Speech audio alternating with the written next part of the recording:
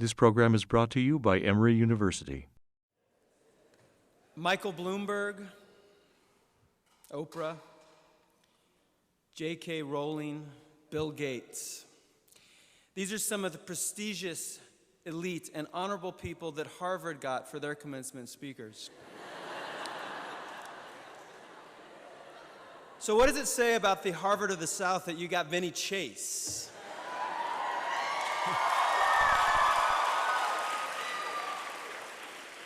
So this must be the party Harvard. I'm sure you'll have some stuffies along the way, so I'll try and keep this fun. But seriously, why did you want me to come here? I mean, I can only assume that now that you've put in so much time and energy, sweat and tears, worked so hard, and have finally completed your arduous stint at university, you must want me to tell you how to move to Hollywood and become famous. Right? Well, I'll give you some insights into fame, but first, let me tell you how I got here and give you some tips that I learned along the way. I'll start from the moment I left college. Leaving in the most unorthodox way, I dropped out. For love. Yeah, no, for a girl. What can I say? I thought she was the one. That was before all the girls of Entourage.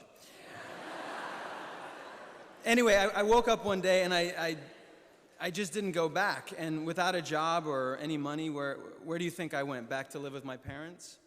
No, I went to live with her and her parents. It doesn't get much more rich than that. I mean, they barely knew I was living there. I mean, it wasn't exactly official. I didn't pay rent. And we would come in so late that they barely even noticed. And it wasn't until the housekeeper came down on me, and the longer I stayed and the more I brought my stuff into the house and left it lying around for her to clean, the more I started to encroach on her way of life. What is wrong with you? You're a grown man. You need to get yourself a job. I'm not going to do your laundry anymore. That's what she told me. That was my commencement speech. And that's when I went out and I got myself a job. And boy, was it hard to keep a job. As rebellious as I was, I wouldn't shave. And this is before hipsters were in vogue. I wore alternative ties. And I guess I just wasn't ready for structure. I was a bike messenger for a while and ultimately found myself in Brooklyn, living with the boys and struggling through my early 20s. And boy, did I struggle. I found myself in great bouts of despair and felt very vulnerable. All the while, I kept auditioning and making short films and documentaries. And I grew a great love for documentaries and love to act, which were the only two things that I knew I could do well. But I had yet to find success. And at a certain point, I found myself way down in Mexico. I was planning on jumping off into Cuba to do a documentary about Cuban hip-hop. And my then girlfriend, who was producing, no, not the one from before, not the one that was the one, it was a new one. And something happened. The film fell apart, and she left me, literally and emotionally. She jumped on the next flight out of Mexico because I was a loser. I had no money and nothing really to offer her. And she was right, but she was also wrong, because in the moment, at my lowest, I was ready to come back and lurch forward. See, I had been learning all the while and growing, and I never gave up. So I was in Mexico, waiting for my last $500 to run out, when I got a call from my manager. Come audition for the show called Entourage. Huh? No, I don't do TV, I said. Again, old habits of a rebellious nature, that youthful arrogance of nonconformity, all the signs of a naive dropout. But my manager said, if you don't do this, find another manager. He, like my girlfriend, was about to dump me. So I was at a major crossroads. It was at that moment that I realized I have to play the game. I have to give a little. It's not all about me and my wants. So I went and I auditioned, and guess what? I got the part. I got lucky. But it wasn't part of some master plan or deliberate design. I stumbled through and somehow made it to the other side.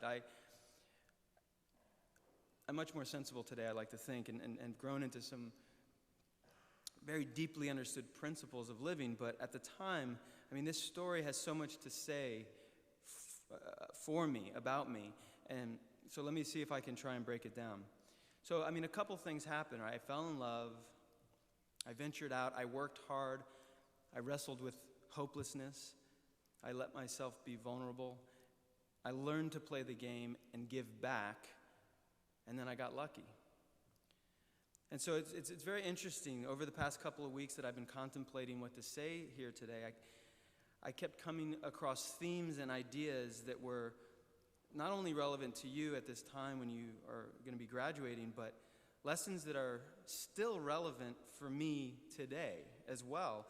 Reflecting on my past struggles, I started to realize I can apply these lessons to my situation today, because struggle never really ends, and it doesn't ever fundamentally change. It's just hard. And I had a really rough week this week, and was having some troubles making this movie, and I kept saying, man, I should really take my own advice. And just this week, I was feeling weak, vulnerable, and full of despair. And so I would like to say thank you for giving me an opportunity to reflect on what I guess I already knew or I had learned, but maybe just wasn't aware of. But that really requires that we listen and be attentive to ourselves and to what the lessons are and the difficulties are telling us. So we have to develop a healthy, I think, partnership with struggle and failure.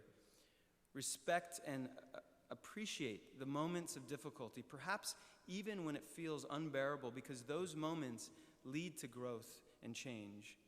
And fear, failure, vulnerability, despair, and discontent, these things are so inherent to all of life's processes. And we need to embrace their necessity and respect their importance so that we don't get lost in them and we allow ourselves to evolve out of them. They're little motivations throughout life. They are the necessary stepping stones to revelation and then success with a little help from luck. So you may perceive me as having it all together. And for Vince, it always works out. But for me, it doesn't.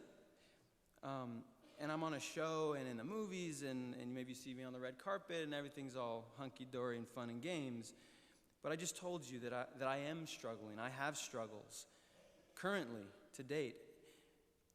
And it also may seem like those around you may have it all together. But no, all humans share the same life experience, which includes great difficulty. So know that you are not alone. That is why you must love. Like I did fresh out of school. And it doesn't have to be romantic love, but do things that increase your capacity to love and be open, to increase your openness. So I'm going to quote Rumi from a meme I saw on Instagram.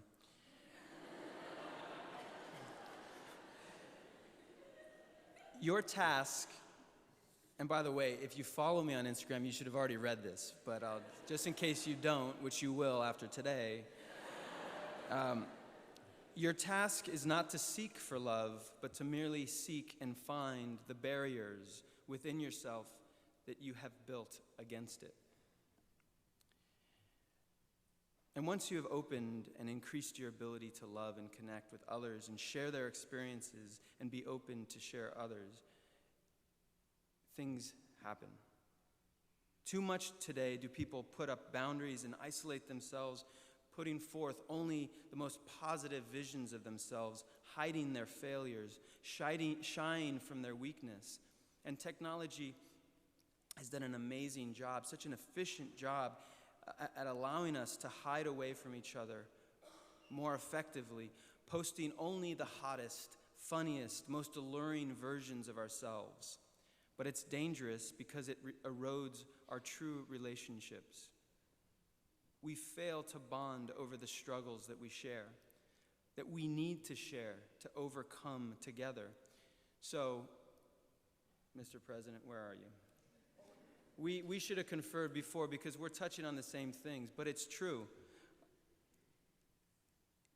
We need to come together and connect with people in physical space, in 3 dimensions, and to share yourself so as to empathize and understand one another, to share struggle and to support each other through it. Success is really just, I think, a rite of passage, a marker that you are graduating one struggle and off to another. I'll let you ponder that. Oh yeah. Like fame, it's a marker, but only a fleeting illusion of perfection. Fame is the American dream, crystallized in its untouchable glory, options, wealth, possessions, and it goes on unending through media, indelible, solidified in all of these media reflections. So let's talk about fame itself for a moment. So I made a documentary a little while ago called Teenage Paparazzo. And in the film there was a guy named Jake Halpern, and he cited a study done at Stanford that asked young people if they would rather be the president of a prestigious college, CEO of a Fortune 500 company, a Navy SEAL, or an assistant to a celebrity.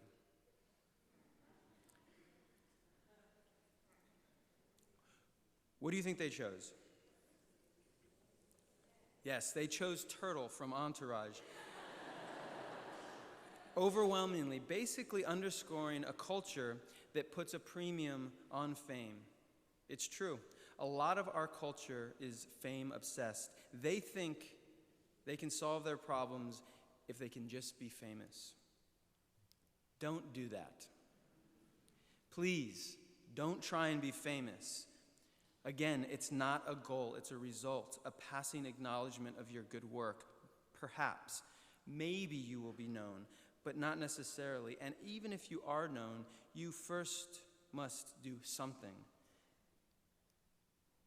And having lots of meaningless acknowledgement is not going to fulfill you. I can promise you that. Find fulfillment in the humble acknowledgments from your family, friends, children, community. And it starts with social media. You guys already have access to the tools of fame.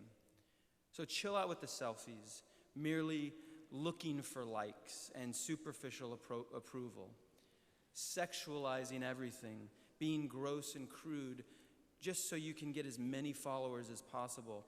Being driven by numbers is always going to compel you to reduce the quality of your work to the basest, most sensational stuff. Just look at mainstream media when they're looking for ratings. It becomes crap. So you got to put an end to that, okay? Post, project, put out the stuff that will enrich the world and elevate their minds, challenge their souls, not just indulge their distractions. Find the discipline and satisfaction of giving the world your most meaningful and important work, regardless of the amount of approval. Seek real engagement. Find fulfillment in the lasting influence you might have, if only over a small number of people, like teachers, such an underappreciated field. They don't have the global influence as individuals that reality stars have. They aren't revered like Snooki. But they have that real and lasting influence over the handful of students that they happen to influence over their teaching careers. And they have purpose, and they do it even though their students are often unthankful. So if you haven't, I encourage you to thank your teachers, and maybe right now, just briefly, we'll give them a big thank you.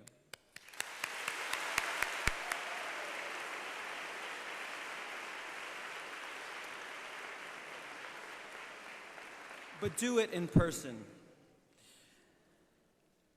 I have a personal understanding of this truth as well. So I left Mexico, and I essentially became famous for playing a famous guy, and was allotted many of the perks of fame. But funny, even though I was downtrodden to my last dime, the fame and the indulgences didn't make me any happier. Even maybe the opposite is true. There was so much anxiety and ego and guilt around fame, fear of losing it all, if wondering if you were worthy, competing with others who seemed to be more famous or cooler. It was so stressful. No, it's not the attention that makes you happy. It's not the healthy paycheck. In fact, it was the hard work that I did that no one even knows about. It's all the stuff I do to try and help the world and make it a better place. It gives me a sense of purpose, and it's why I can smile today. Making documentaries, for example, it's more often than not a thankless, arduous, difficult job, and they don't make a lot of money, and barely anyone goes to see them, but it's what makes me feel vital and is why I feel balanced and happy today. So how many of you have seen Don't Quit Your Daydream? How many of you have seen Entourage?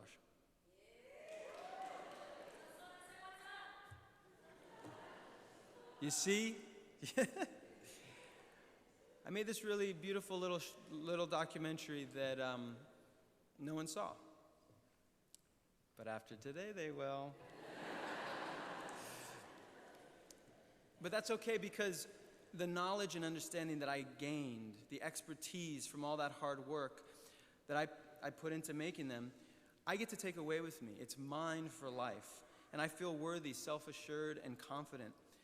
The few that have seen my work are really transformed by it. And I'm giving back something that I believe helps make the world a better place. And that, to me, is the meaning of life. To give back. Reciprocity. See, when I was going about my thing post-college, I was continuing to freeload, taking. The housekeeper, my manager, my mom, expecting everything to just fall into place. I was entitled. I didn't appreciate school, and I was being, all the education that was being given to me. I was out of balance with the universe.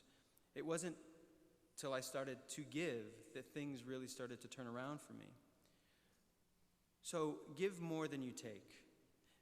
Now is the time when you start to give back to the world, because I promise you have taken mostly until now. It's all been given to you. Just ask your parents.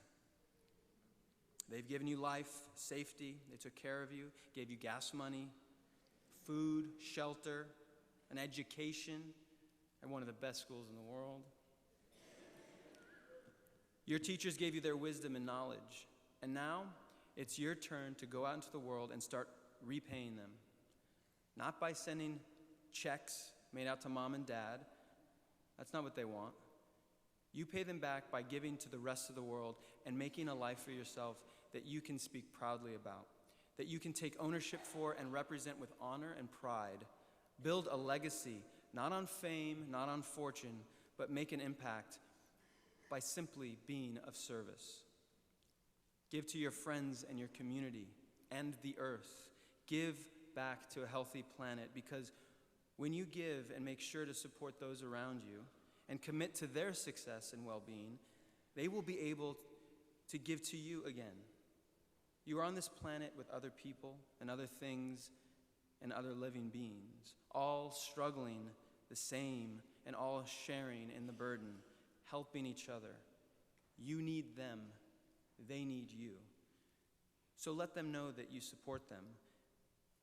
These principles of reciprocity are perhaps the most important. It's a karma thing, right? And I promise it's true. Another quote, the Beatles. And in the end, the love you take is equal to the love you make. So here you are. You guys have finished your conditioning. You've been groomed, cut, and dried, ready for the real world. You have knowledge, the facts, the information crammed into your beautiful, healthy brains. And for what this institution can say, you are ready to be released into the adult world of jobs, taxes, and society. But I have one more thing to share. It's what they may not tell you. It's that the world is more about what you don't know than what you do. You're venturing into the big unknown, and no amount of teaching or telling can really prepare you for the surprise and discovery that you will inevitably experience from here on. And it's downright exhilarating. You know, I've always been fascinated with black holes. This moment after schooling is like venturing into one.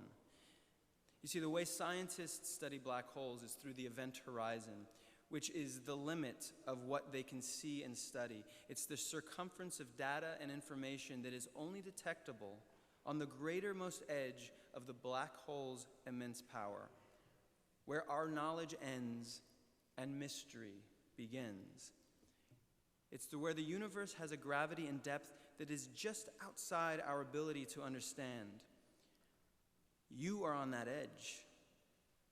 You at the point where this institution cannot give you any more guarantees, and you must go into the unknown and see for yourself. You will be the one to take the leap and report back and tell us what you find. How very exciting.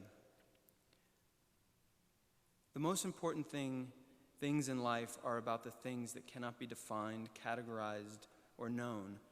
Music, they say, is the space between the notes, and the music of life is in the encounters that we have with awe and wonder, where our ability to understand ceases and we are exposed and vulnerable. It's about the subtle things, those that even go unnoticed or underappreciated, that which no one can define and no one can teach, but can only be experienced. So don't forget to also put great importance on developing your non-cognitive skills, the aptitude that is not in the knowing, but in the feeling, the touching, the wondering, the skills of loving, laughing, meditating, playing, and exercise, health. Your mind is literally embedded in your health. So take care of your corporal spaceship. Cook. Make cooking and eating well paramount. I mean, I'm sure you've been eating your fair amount of ramen and chips, beer. But now's the time to start refining and maturing your taste buds for a nuanced and healthy future. Cook often and share with friends. Develop the non-cognitive skills of cooking and eating that balance your spirit, relieve stress, and worship in the church of the kitchen. I highly recommend it. It's saved me on so many occasions. Romance your loved ones and reciprocate by feeding them with a thoughtful, healthy, home-cooked meal. These are the things that are going to make a difference. They're going to be the difference between what you know and what makes you happy. There are no guarantees, and the world owes you nothing. Know this, but don't be daunted, because here and now, you are in the best possible place. You have such privilege and opportunity to make a happy life and be successful. You have been stretched and learned, been given a solid baseline from which to start, a process to keep going. You have shown the discipline to follow through with your commitments to the school and the relentlessness to graduate. You have endured this education, not for the information, much of which will be forgotten, but really for the exercise and the stretching of your capability to learn. You have that, and that will be the bedrock of your continued learning. Learning does not stop here. Do not be conditioned So much to think that once you leave the walls of this school that it's over. Now is where the real education begins in everything you do. And you will be the one that makes the choice to keep it up. And I hope you never stop enjoying the wonder of exploring new ideas and discovering new wonders of understanding the world outside yourself and outside what you know. So be bold and daring enough to venture into the great abyss and love and show empathy and compassion and struggle, share it and give, and come out more famous than me or Snooki. I'll see you at Maggie's.